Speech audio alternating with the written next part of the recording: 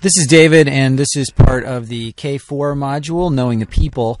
And, I may be repeating myself here because I feel like I've had this thought before, and I've probably said this before, but possibly concerning other modules, but it certainly bears repeating. And that is that you need to tap into your current resources when you want to meet people. So many times people think, I don't know anyone. How can I get to know people?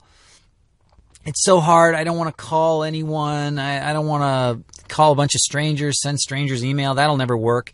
And trust me, I know exactly how you feel. I am such a coward when it comes to that type of thing. But, I always find that when I do it, it's not nearly as bad as I thought it was going to be. But what I would suggest is that you, before you do any kind of cold calling or emailing or searching or any of that stuff, you've got to exhaust all of your own resources first. Ask everyone you know, ask everyone if they know someone who is in the business, okay? It doesn't matter what facet of the business they're in, because whatever facet they're in, if they're in the entertainment business, there's a guarantee that either your friend or colleague or family member knows someone, that person knows someone, and then that person knows someone. Someone knows someone that can make a difference in your life, that will take a meeting with you and give you a chance to get to know the business better. Here's a little story. I lived in an apartment complex in Santa Monica, and, I'm a bit of a shut-in. I'm like the little old lady who spends way too much time in her apartment, doesn't want to go out.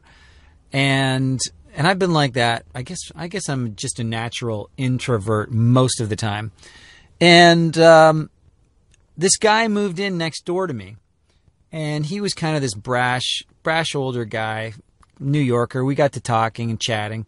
And as it turned out, this is less likely to happen in some towns than others, but as it turned out, he was a second AD on commercials. He worked on hundreds of commercials. He worked on feature films, the whole bit.